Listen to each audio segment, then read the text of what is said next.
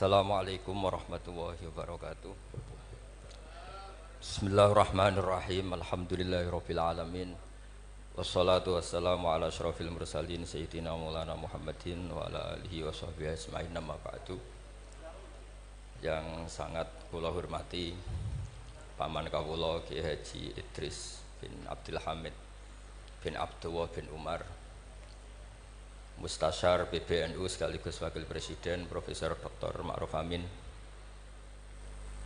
yang sangat saya hormati, yang sangat saya kagumi Ki Haji Mustafa Bisri, sedanten para habaib ingkang kula hormati, wabil khusus Habib Hasan Asgaf ingkang saya hormati, mas-mas kawula keluarga teng mriki ingkang kula hormati, yang masih haru nangis dawuh Gus Mus monggo diterusaken. Mergi ceritane niku mengharukan betul. Kula bagian sing santai mawon. Jadi di antara yang disesali Sayyidina Umar itu justru kesolehan Abu Bakar yang berlebihan, karena nirune terus kangelan. Terus kula mun ngertos niki kelakuane Mas Amak, Mas Aziz soleh pas-pasan supaya anaknya lebih ringan, itu jadi nirunya lebih ringan.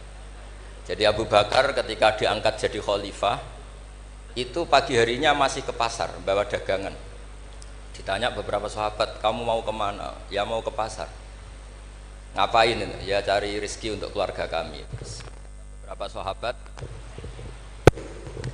kata beberapa sahabat, kamu tidak usah melakukan itu.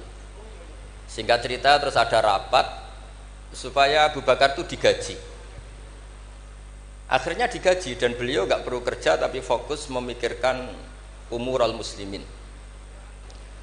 Tapi setelah beliau mau wafat, itu semua gajinya dihitung, kemudian nyuruh keluarganya diganti. Akhirnya diganti.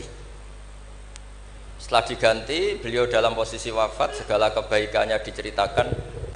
Itu komentarnya Sayyidina Umar itu lucu. At-abta man ba'dak, mbok nak soleh aja nemen-nemen, sing genti ku repot. Jadi kalau Mbah Hamid itu terkenal alim, terkenal wali, terkenal donyane mustajab, itu sing repot itu putune. Kalau nak gojlok Mbah Idris rawani, mereka paman. Tapi nak terus niku repot putune. Misalnya apa yang ganteng ya kalah ganteng, apa alim ya kalah alim, donga mandi ya kalah mandi. Pokoknya kalah kabeh. Terus repot. Mulane maca manaqib niku nggih resiko sebetulnya. Kula niku cara dadi putune Mbah Hamid iki ora wani cerita Mbah Hamid, demen diarani, lah putune kok ngene. Dadi niku nggih repot. Terus ini nak Gus Ipul mun nyerah mbek kula mun nyerah Gus dadi wali, mun kepingine wali kota mawon. Niku mun cocokan kalian kula pas kawine napa nikahe Mas Aziz. Terus babai wali tadi ini frustasi, mun frustasi, bukan kepen dadi wali kados babai, tapi terus kepen dadi wali kota. Itu kalau gak tawaduk ya frustasi memang. Kalau gak tawaduk ya frustasi. Tapi bagus lah, karena ciri utama wali itu ngurusi amror ro'iyah, urusan apa? Rakyat. Jadi itu wali betulan maupun wali kota itu ada titik samanya, yaitu sama-sama memikirkan urusan apa? Rakyat. Bedanya yang wali betulan digaji Allah, yang wali ini digaji negara, itu saja bedanya. Tapi sama-sama al-ihtimam bi umuril muslimin, sama-sama serius mengurus urusannya orang-orang Islam. Saya kalau tadi saya memang menyiapkan materi yang ilmiah karena saya punya naskah nadzumanipun Sulam Taufik yang dinadzumkan Mbah Hamid, nanti saya terangkan. Tapi karena merujuk dawuhipun Mbah Mus, Mbah Hamid itu sepupu sama mbah saya, sama-sama lahir di rumah di Lasem di Al-Fakhriyah. Itu memang mulai dulu terkenal wali, mulai kecil. Tapi saya akan cerita dari sisi keilmuan beliau. Beliau lama sekali ngaji di Mbah Khalil Harun, jadi mertuanya Ki Bisri. Tapi lebih lama lagi ngaji di Mbah Dimyati. Mbah Dimyati itu 12 tahun. Sampai dapat julukan Abdul Juman. Juman itu satu nadzuman ilmu balaghah yang paling sulit. Jadi balaghah itu ada karangan Mustafa Al-Hulayaini, itu yang bentuk nasar itu masih gampang lah. Ada Jauharul Maknun itu masih gampang. Setidaknya bisa dianggap gampang. Kalau nggak gampang ya dianggap gampang. Tapi yang paling susah itu juman. Saking susahnya itu nggak ada yang bisa nyarai. Akhirnya mu'alifnya nyarai sendiri. Itu namanya kitab Bukutul Juman. Tadi didol gak payu, akhirnya dipayoni mu'alifnya sendiri. Karena kaidahnya sudah ruwet dan itu diantara keahlian beliau memang tentang juman. Seperti yang diceritakan Gus Mus tadi, diceritakan Mbah Mus tadi. Kalau orang ahli balaghah itu mengutarakan sesuatu itu indah. Itu yang dimulyai para ulama-ulama dulu. Tapi ya resikonya kalau sudah menghujat, itu ya sejelek-jeleknya. Itu orang Arab itu kalau sudah benci seseorang dan membayangkan wajahnya jelek, itu orang Arab kalau bilang itu kabak roten nakarot hadik. Jadi wis koyok tletong garing sing dicucuki pitik. Wong tletong garing wis elek ijek dicucuki napa? Pitik. Jadi orang Arab itu memang ahli balaghah. Jadi kalau muji ya sundel langit, nak menjatuhkan juga sejatuh-jatuhnya. Dan itu ada ilmunya. Sehingga orang Arab itu misalnya muji orang baik, berperilaku gimana kalau kamu hubungan dengan orang sekitar Anda. Itu unik cara berpikir orang Arab. Karimun mata amdahu wal waro ma'i wa idza malum tuhu wahdi. Kalau saya kenal kiai, kalau saya kenal habib atau kenal orang alim, itu orang-orang mulia. Orang mulia itu cara memperlakukan gimana? Karimun mata amdahu, mesti amdahu wal waro. Sekali saya muji dia, pasti saya puji bareng-bareng orang banyak. Tapi wa idza malum tuhu wahdi, ketika saya kurang berkenan atau agak ngeritik, pasti saya kritik sendiri. Akhirnya itu jadi pola sosial yang sampai sekarang itu menopang Indonesia. Indonesia itu begitu mencintai Pak Karno, Pak Hatta, mencintai para pendiri bangsa ini. Dan ketika mencintai itu diungkapkan secara publik. Dan ketika ada tidak cocoknya, misalnya ya apalah namanya orang kan ada tidak cocoknya, itu dimpet dewe. Jadi rodok-rodok buku sundupan kira-kira gitu karena memang itu etika yang benar. Jadi karimun mata amdahu wal waro ma'i wa idza malum tuhu wahdi. Orang mulia itu orang yang kayak apa? Orang yang ketika baik atau ketika kami puji akan saya puji secara publik, secara massal, secara masif. Wa idza malum tuhu wahdi. Dan ketika saya kurang berkenan atau agak ngeritik, maka akan saya kritik sendiri. Misalnya dalam banyak hal, saya sama orang yang terkenal wali itu ya kadang tidak cocok. Tidak cocoknya mungkin hasut atau nggak bisa niru, tidak tahu saya. Tapi ya kadang-kadang tidak cocok. Tapi itu tampet. Nah, ini tak omongkan itu untuk cerita, bukan. Karena wali itu ya punya rival. Ada rivalitas wali itu ya ada. Ada dua wali besar yang saling tidak cocok. Satu itu wali kalau sakit itu muni waduh pokoknya sakit. Ditiliki sama wali, sama-sama wali. Kamu itu wali kalau sakit kok waduh wali model apa? Wali itu ya kayak saya, tidak pernah sambat gitu. Kalau sakit pun menengahi gitu. Terus justru itu masalah kamu di situ. Sok wali pakai perilaku wali. Justru saya seperti ini jadi wali karena koyok wong awam. Ini tawaduk saya gitu. Jadi ini dua wali besar, gojlok-gojlok kan. Maka kalau ada orang muni waduh anggap wali yang sedang tawaduk, niru orang awam itu. Atau memang awam betul. Jadi wali itu ya gejlok-gejlokan, ya saling tidak cocok. Maka masyhur dalam cerita Abu Yazid Al-Bustami, itu beliau GR sama Allah sampai tanya, ya Allah yang setingkat dengan saya itu siapa? Itu dijawab yang tidur dekat kamu itu, satu kamar tidur terus, hanya sholat fardu dia bangun. Padahal Abu Yazid itu tahajud, witir, apa saja dilakukan. Tanya sama Allah, kenapa ya Allah? Kamu itu ibadah serius sama saya itu kayak nganggap saya gimana gitu. Kalau kamu udah ibadah kayak mesti saya hukum. Kalau ini tidak, nganggap saya itu baik, terus ditinggal tidur. Jadi saya ini agak ya kalau ya tadi ingin jadi wali yang jalur-jalur gitulah, yang kayak gitu. Ya jalur-jalur gitulah. Ini bisa ditiru tapi kayaknya yang sudah dikasih saya itu, jadi tidak semuanya bisa niru. Karena wali ilmu itu beda, harus menjaga konstitusi ilmu. Jabir bin Abdillah itu tahu pakaian kalau orang sholat seperti ini, pakai gamis yang terhormat, pakai baju yang sangat-sangat terhormat. Itu Jabir ini termasuk minas sabiqinal awalin, sahabat Nabi yang luar biasa. Itu datang ke masjid, kamisnya dicopot, pecinya dicopot, terus tinggal satu sarung, akidan tarafaihi ala atikihi. Ini cerita itu ada di Bukhari, di bab Kitabul Ilm. Samaan kalau tentang saya berarti tentang Bukhari, karena ini ada di kitab Bukhari. Kalau nggak percaya dicek, kalau nggak ketemu berarti tidak pernah mutolaah, bukan salah saya. Semuanya ditanggalkan kecuali sarung satu, terus akidan tarafai izarihi ala atiki, ditancang begini aja. Terus beliau ngendikan sama tabiin, kamu supaya tahu bahwa adnal aurah, standar nutupi aurat seperti ini. Jangan sampai karena sampean semua berpakaian ala akmalil siap, pakaian sempurna, kemudian nanti dikira bahwa syarat sahnya sholat itu seperti itu bahaya. Orang di Indomaret sholat harus berpakaian begitu, nanti yang sedang kernet harus begitu, itu berat bagi umatnya Nabi. Barokahnya itu terus orang tahu bahwa syarat sahnya nutupi aurat di sholat ya seperti itu. Akhirnya ditemukan oleh tabiin dan seterusnya bahwa auratul rajul ma baina surrah warukbah. Andai kan tidak ada perilaku Jabir seperti ini, maka sholat seperti pakaian ini menjadi syarat sah. Dan itu ribet kan? Orang yang sedang celananan harus sarungan dulu, yang sedang pakai kaos harus pakai jubah dulu, padahal dia kernet misalnya, kan repot. Jadi wali jalur ulama itu memang agak aneh.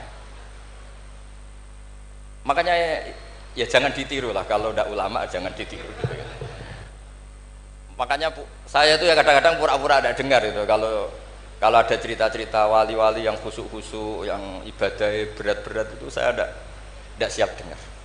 Saya lebih siap dengar begini, Mu'ad itu ngimami sholat, bacanya kepanjangan. Alhamdulillah ditegur Nabi, kalau ngimami jangan panjang-panjang. Itu saja yang saya hafalin yang model gitu. Andai kan Nabi hidup di zaman akhir, nggak perlu negur karena sudah kulhu semua. Berarti sampean kulhu dalam rencana Nabi gitu, karena sudah ada panjang-panjang. Tapi yang menjadi ditegur mungkin kok jadinya kulhu itu, kulhu terus itu. Jadi sebetulnya untuk menjadi wali itu ada banyak hal. Ada wali penjaga konstitusi ilmu. Sehingga kata Imam Nawawi, Tofa Rasulullah sallallahu alaihi wasallam raqiban wa yatufu ashabuhu musyatan. Nabi itu tawaf itu justru berkendara, naik unta. Padahal semua sahabat tawafnya itu jalan kaki. Kata Imam Nawawi, Nabi yang tawaf berkendara itu afdolu wa afdolu bi alfi darajatin dibanding tawafnya sahabat yang jalan kaki. Meskipun secara kaidah al ajur bi qadrit ta. Karena Nabi andaikan tidak tawaf raqiban maka akan dikira sarasatnya tawaf itu harus jalan. Dan itu kita kebingungan ketika harus tawaf pakai kursi roda, pakai kursi dorong. Tapi barokahnya Nabi tawafa raqiban maka akan ada konstitusi baru bahwa tidak menjadi syarat sahnya tawaf harus masyian, tapi sah secara raqiban. Jadi wali itu ya macam-macam. Sehingga kitab Sulam Taufik yang dikarang oleh Habib Alim Al-Alamah Abdullah bin Husain bin Thohir itu dikarang seorang Habib Alim Alamah wali abdal. Tapi ketika ngarang fikih itu diantara yang ditersangkakan itu apa? Ijabu malam yajib, mewajibkan sesuatu yang tidak wajib. Saya ini didikan Mbah Maimun, didikan bapak. Kalau Mbah Mun ngeluh gitu, aku sakjane ya kepengen hak santriku tirakat terus apalah. Tapi tirakat itu gak wajib. Engko nak ijabu malam yajib aku dosa. Akhirnya keterusan kono mboten saged tirakat. Jadi sing bagi yang tidak tirakat anggap aja nglakoni apa? Tidak boleh mewajibkan sesuatu yang tidak wajib. Sampeyan ndak boleh bilang santriku wajib poso Senin Kamis. Wong jare kitab sunat kok mbok arani wajib. Tapi resikonya nanti santri merata poso Senin Kamis mergo mbok arani sunat terus. Resiko mana? Tapi apapun itu ini ilmu. Sehingga kata Ibnu Hajar Al-Asqalani, dan ini kebetulan banyak yang niru tapi kita cukup punya argumentasi untuk tidak niru. Nabi itu sama sih ingat dawe Mbah Mun. Wong lakoni kitab ya aja nemen-nemen. Nak nemen-nemen kok kowe ya kaya wong-wong iku. Gak berusaha sebut lah, ini sensitif. Wong-wong iku siapa kamu tahu. Nabi itu kalau habis sholat, karena Rasulullah Shallallahu Alaihi Wasallam idan sorofa min sholatihi akbala alal hadirin atau alal musallin. Jadi Nabi setelah sholat, kalau beliau menghadap kiblat, setelah itu menghadap kemana? Ke timur, karena akbala alal hadirin. Tapi para syurrahul hadis, para syurrahul Bukhari itu menafsirkan itu tidak harus menghadap ke timur. Itu adalah bentuk maklumat dari Nabi bahwa imam setelah sholatnya selesai harus mengatakan sesuatu atau melakukan sesuatu apa saja untuk memaklumatkan kalau sholatnya sudah apa? Selesai.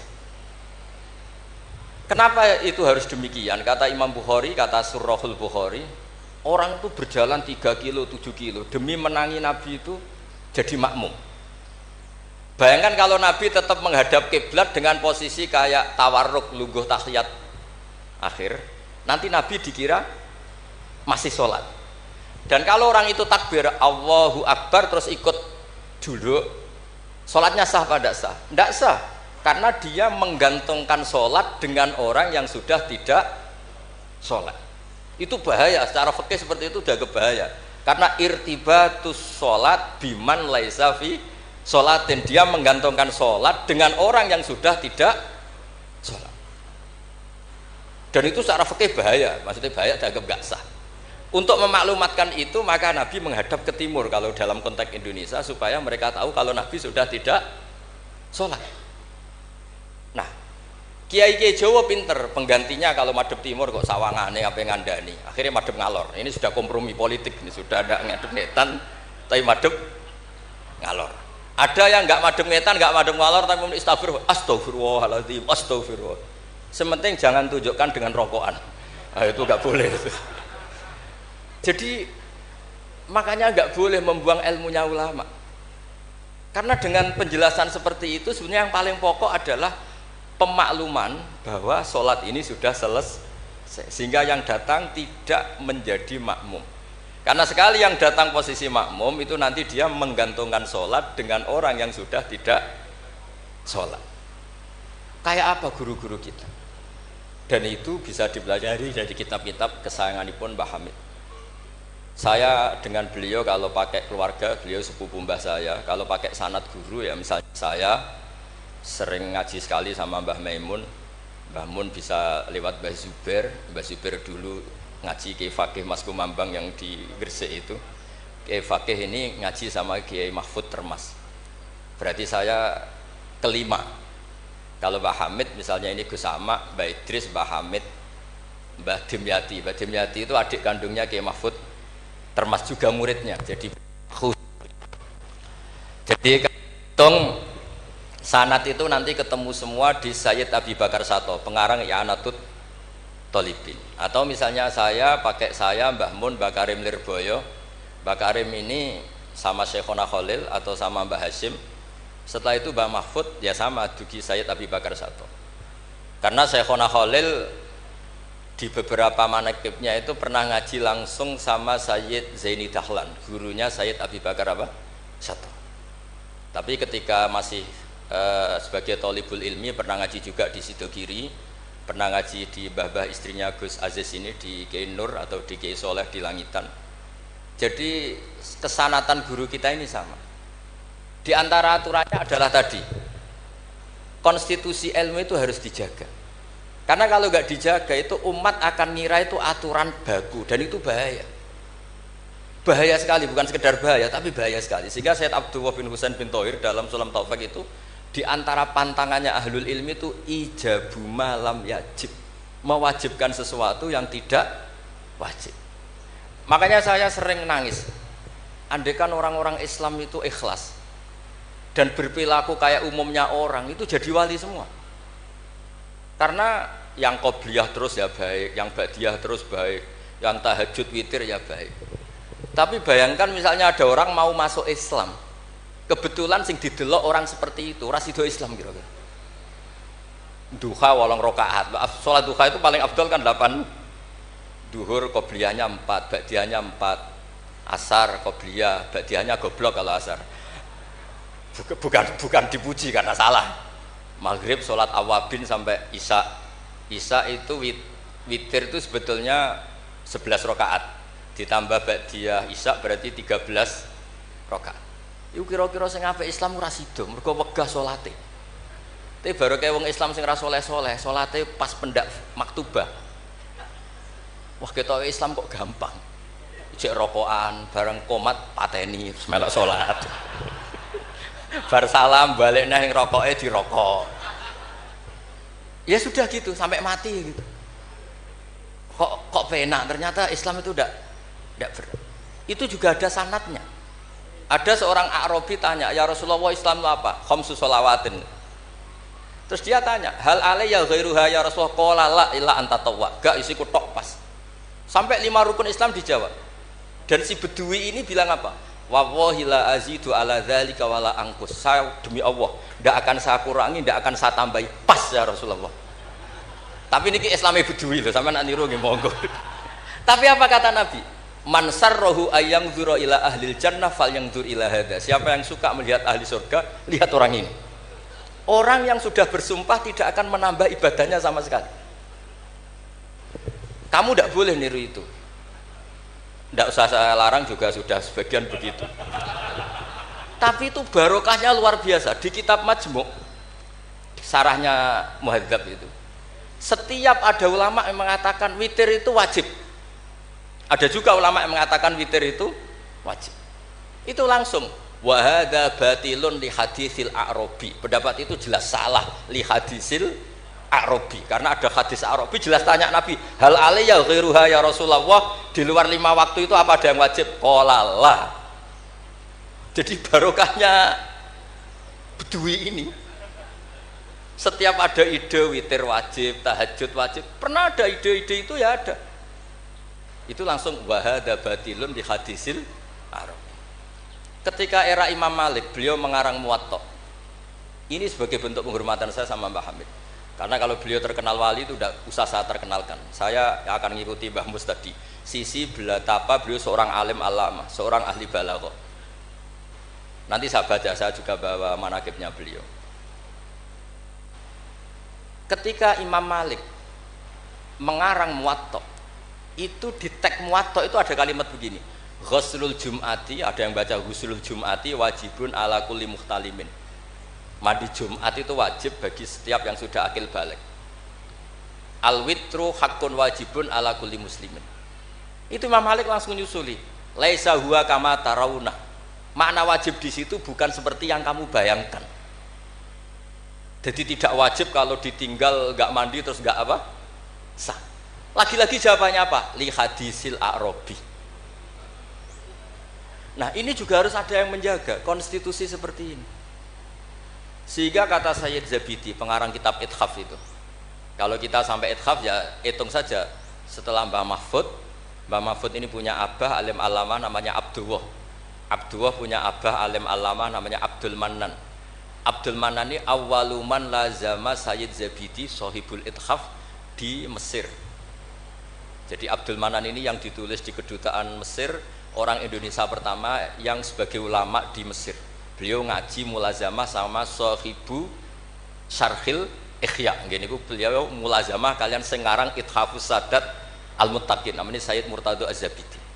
Terus pokoknya sanad Indonesia itu top pokoknya. Jadi kalau Mbah Hamid ya tinggal gitu saja, Mbah Hamid, Mbah Dimyati, Mbah Mahfud, Mbah Abdullah, Mbah Abdul Manan, terus ke Syarihul Ikhya Sayyid Murtado siapa? Az-Zabidi. Itu kata Sayyid Murtado Az-Zabidi ketika muji tadi, muji ilmu. Saya ulang lagi apa? Muji apa? Ilmu. Konstitusi ini harus dijaga. Apapun tidak cocoknya kita. Kadang-kadang kita sebagai orang alim itu kan kalau seneng tirakat, santri ini wajib tirakat. Sira seneng tirakat, santri ini rawlah tirakat. Itu tidak boleh seperti itu.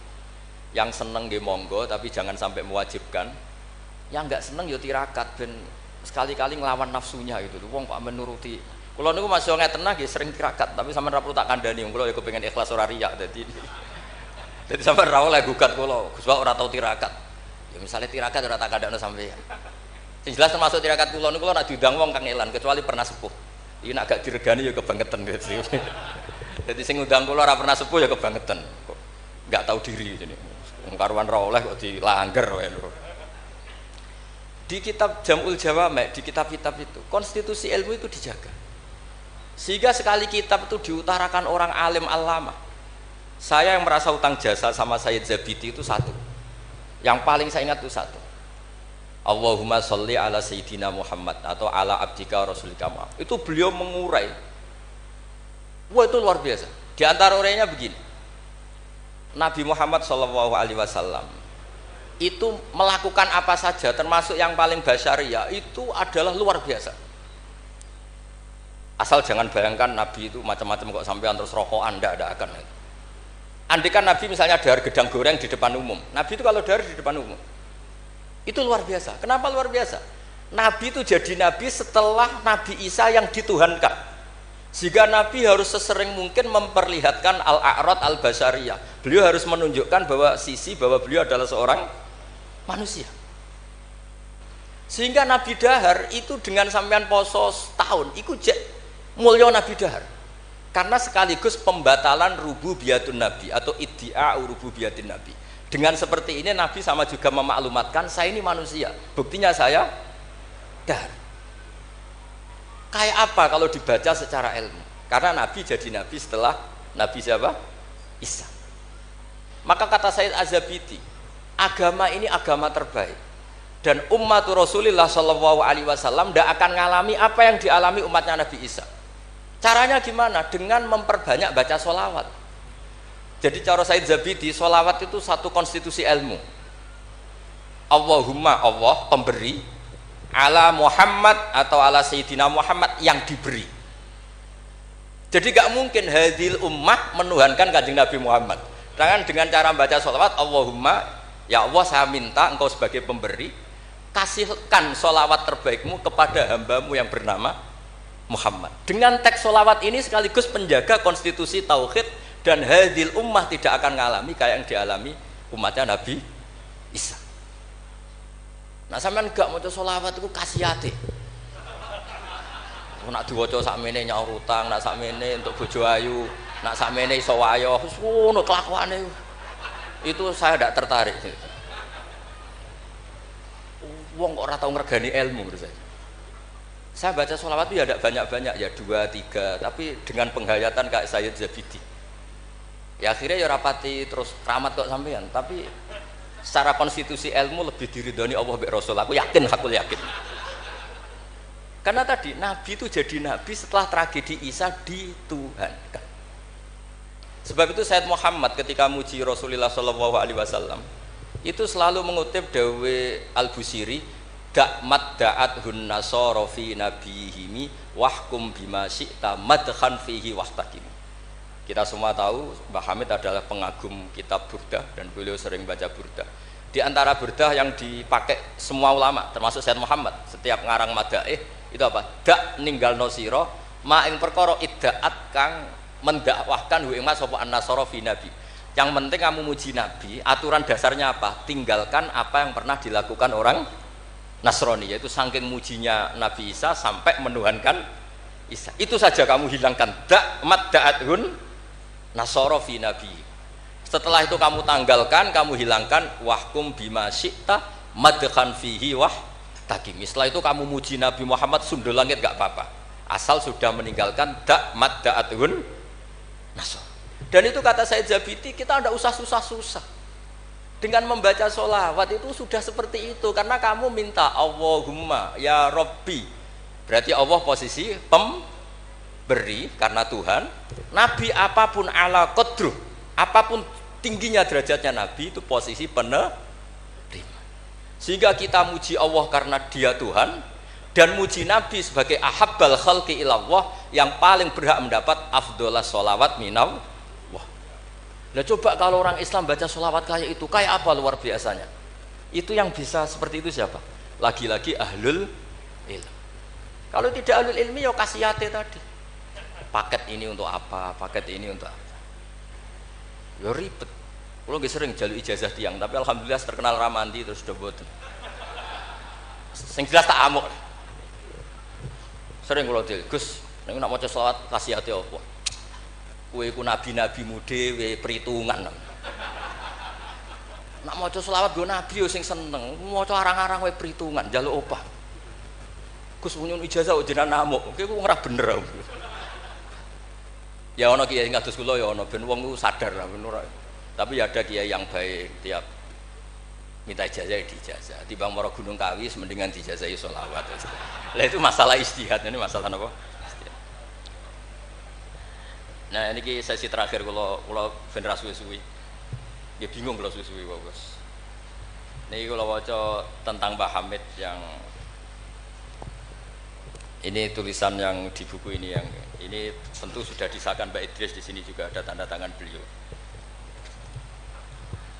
Bismillahirrahmanirrahim. Wajtahada kullal istihadi khilalaha fa akhudha min kulli ilmin min ulumiddin khadzuhul awfa wa qistahul akfa wa baro'a fi ilmil balaghati wal bayani hatta istahara bi abdil juman liqudratis tidharihi abyata wa syawahida mangzumati ukudil juman bikulli jaudatin wa itqanin wa uyina akhiran mudiran wa umdatan lil ma'had wa mudiran idaratil madrasah allati unsiat di awali maratin lil ma'had. Jadi beliau itu sudah rahasia umum, sampean tanyakan orang alim manapun pantangannya mesti maca juman. Wis wah wong alim sak Indonesia lah kon ngorek juman mbok opahe sak miliar mikir yakin. Pemene nak sing ngaji kula. Nak sing ngaji wong goblok mungkin rada aman lah napa. Dene nak sing ngaji padha wong alime mesti mriyang iki. Iki macane man tamin apa manna bahasa Arab yo lucu. Man yo tulisannya mem nun, manna yo mem nun, min yo ribet dengan bahasa Arab. Makanya ada orang tanya maknane lam tardiman yo gara-gara itu. Gus maknane lam tardiman opo? Jebule lam tarodaman. Ram taro ora ningali sapa mar'ah daman ing getih diwaca langsung lam tardiman. Pusing. Kene.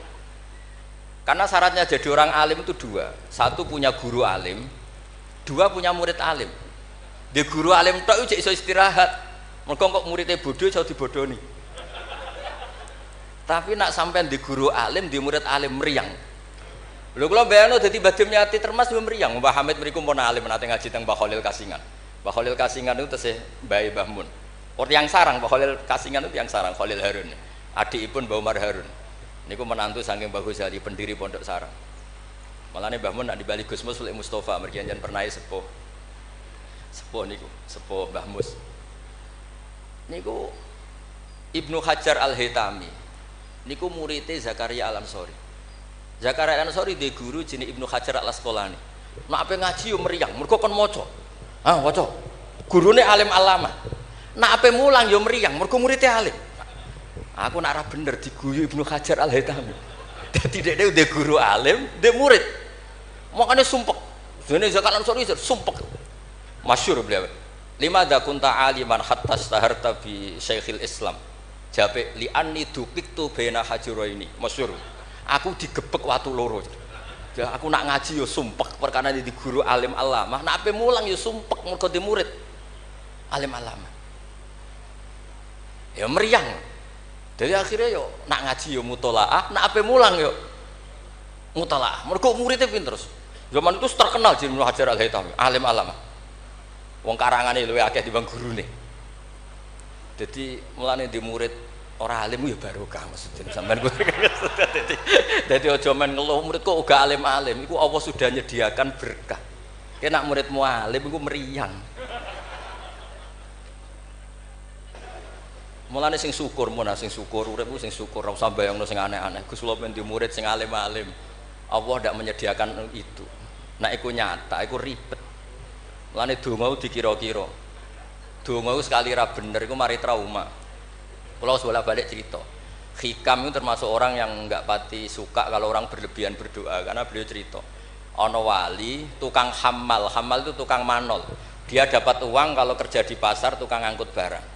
Setelah punya uang, coro sekarang 10.000 pulang, terus ibadah. Karena dia enggak ingin kaya, wong wali kok ben sugih, ya wali aneh. Tapi nak wali kok ora sugih itu ya aneh juga. Karena nak kepen sugih berarti toma. Nak gak sugih berarti rapati durusi pangeran. Padahal waqat qala ta'ala lidunya ukhdumi man khodamani. Ana sing maca ikhdami man khodamani. Kalau tak waca loro ben ketok isane ngaji, mergo guru. Kula niku ya ribet. Kula niku Kula mboten pamer alim mboten. Justru kula ngetokno alim ngergani guru-guruku. Nek kula ora ngetokno alim kan wong murid Mbah Mun kok ngono. Dadi kula niku ya rada sombong tapi niate sae. Kan yo Gus Idris isin misale ponakan kok gobloke ngono. Dadi niki kesawangane sombong tapi niate adab.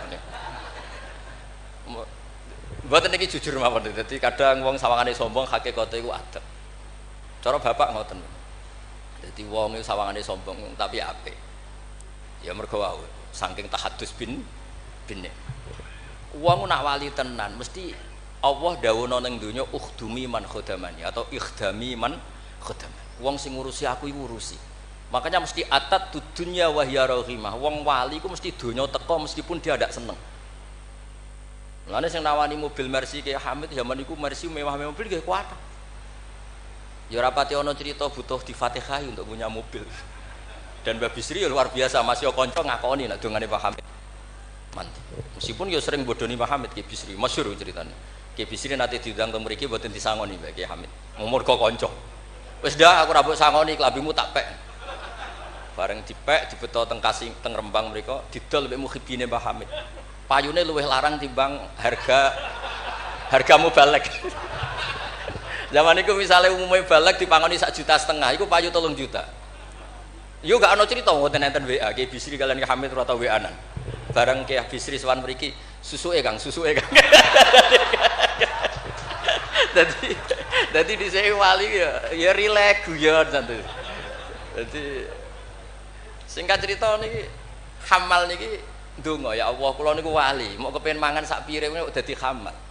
Kula niku sukani rezeki sing ora usah kerja. Walhasil beliau itu udhuiyah sarikon di dakwah dia mencuri terus di penjara untuk jatah mangan tiap hari untuk jatah mangan. Gusti kenapa harus penjara? Kan kamu minta rezeki tanpa kerja. Gak iso sampai pangeran ralat doa mboten saged. Mulane ndonga niku aja ya sing ana sunah Rasul. Mergo nek sekali keliru niku ribet. Mulane kula nate wonten tiyang melarat wedok elek kebetulan niku rayu. Yo ndongakno Gus, ndongakno bojo kula niku sugih. Aku ya tak jawab. Sampean siap nak bojomu sugih? Maksudnya nak sugih mesti pertama digenti ku omah. Bariku mobil. Bariku mesti dievaluasi ku sampeyan. Omah wis apik, mobil wis apik, mau karek sitok. Kok penumpangnya ngene. Akhirnya mun Gus Rafsah. Dadi donga iku ya kudu dipikir lho. Lho coba setelah potongan wong lanang wis padha wae lah susu. Coba ketika omahe mewah, mobilnya mewah misalnya Alphard. Terus yang mlebu seperti itu enggak usah dijelaskan itu kan. Coba apa yang kira-kira dievaluasi? Rumah sudah diganti, mobil yang kira-kira diganti apa coba? Sakit, mboten Gus nauten mboten sabar. Jadi kula berkali-kali membatalkan doa. Karena timbang donga ketok ramandine atau ya sudah seperti itu. Niku nggih trik niku, ketularan gosipul politik niku. Itu sangat politik. Mun kula maca mawon sing mudawwan. Nah, saya senang kalau buku tentang beliau itu mudawwan. Karena kalau tidak mudawwan itu nanti nasibnya Mbah Hamid kayak les. Al-laitsu afqahu min Malik illa annahu daya'ahu ashabu.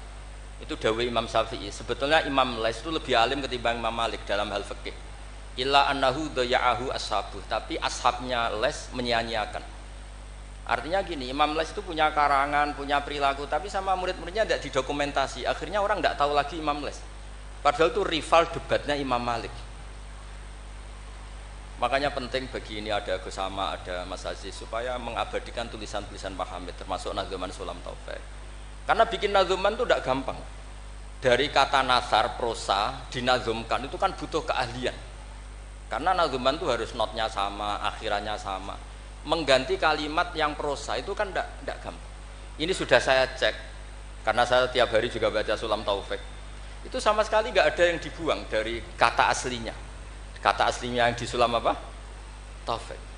Jadi seni bikin nadzuman itu ya tidak gampang. Misalnya begini, saya beri contoh yang terkenal ya. Kenapa saya milih yang terkenal supaya lebih gampang.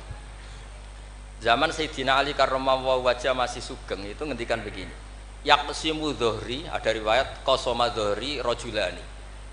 abidun jahilun wa alimun fasikun. Yang merusak Islam itu hanya orang dua, orang abid tapi bodoh, orang alim tapi fasik. Itu ulama dulu segampang ini membuat padanan itu dan maknanya sama. Fasadun kabirun alimun mutahatiku wa akbaru minhu jahilun mutanassiku. Kerusakan besar kalau ada orang alim yang fasik, tapi lebih rusak lagi kalau ada orang bodoh ahli ibadah. Itu I'anatul Thalibin, Said Abi Bakar Sato, gurunya Mbah Mahfud. Berarti Mbah Hamid, Mbah Dimyati, Mbah Mahfud, Said Abi Bakar apa? Sato. Berarti guru keempat. Itu punya cerita. Kenapa orang alim yang fasik afdalu min jahilin mutanassik atau min jahilin abidin? Terus dua orang ini berdebat. Ya apik wong bodoh lah, piye ahli ibadah. Tetap apik, mula wong alim tapi fasik. Dua orang ini akhirnya sepakat. Marani wong bodoh sih. Marani wong bodoh ya pas ibadah jenenge wong bodoh. Ibadah. Dua orang ini ya rada kurang ajar wong loro. Ya fulan ana rabbuka, aku iki pangeranmu. Seneng aku kowe nyembah aku terus. Tapi mulai saiki wis tak bebasno. Sesuk-sesuk ora ibadah ra apa-apa, wis tak ridani, tak ridani. Kowe langsung muni hore sesuk wis bebas. Saking bodhone. Umpama dekne ngaji kan ngerti. Sautullah harfu iku Allah iku nak ngendikan gak nganggo sautun ka sautil Adam. Umpama dekne tahu ngaji kan Allah iku mukhalafatul, ora mungkin Allah kok di swara kaya ngono iku ora mungkin. Tapi matur nuwun Gusti, matur nuwun Gusti. Mulai sesuk kula mun mboten salat malih. Menang sing sitok delok bodho. Wis, akhirnya golek wong alim sing fasik. Itu lagi pas mabuk jenenge fasik. Mabuke jeneng masjid bisa. Wong alim piye-piye dhewe bau-bau masjid. Mabuk ning masjid. Seneng sing sitok. Wah, satu-satu berarti mergo sing mau bodoh sing sitok mabuk. Seneng sing dia pendapat ya apik wong abid sing bodoh timbang alim fasik. Mergo pas mabuk. Oleh muni ya padha kok pager. Ya fulan. Ama tastahi minni ana rabbuka. Mbok wong diisin to ambek aku pangeranam ndelok kowe kok amen mabuk. Si wong alim mau masuk mabuk iki jadi sisa-sisa alime. Golek pedang. Ya fulan ulimu kal ana rabbak. He fulan tak ulang pangeranku sapa? Ono pangeran kok nyuwara. Dibedak. Artinya dekne jek memenuhi definisi ilmu nak Allah mukhalafatul lil hawadis. Wis mabuk lho cek waras. Ya maksudnya nak iso ya aja bodoh, aja ngono maksudnya nak iso. Tapi ini kalau cerita tentang Mas Hama, tentang Mas Aziz ini mas-mas kula sedanten. Ndak gampang. Jangan kira terus ini hanya nukil, enggak gampang. Dari lafat apa? Nathar, prosa, kemudian menjadi apa? Nadzuman kayak tadi dari qasama dhuhri rajulani. Terus diganti apa? Fasadun kafirun alimun mutahatiku wa akbaru minhu jahilun mutanasib. Ini saya beri contoh ya. Tak beri contoh. Mari sampean dorang tidak semuanya ngaji Sulam Taufik. Nah, kalau ngaji terus radi ngertos dari teks aslinya. Misalnya begini ya, ini yang Khatmun alal mukallafid dukhulu fi dinina ja'a bihi rasulu ma'a subuti fihi bidawami wa akhdhi lazimin la ahkami. Ini kan persis teks di aslinya. Sampean siapapun yang ngaji Sulam Taufik pasti tahu. Terus kada kafis sifati wal af'ali subhanahu an al-sunil juhali. Ini mengganti ta'ala amma yaqulu na'uluwang kabiro.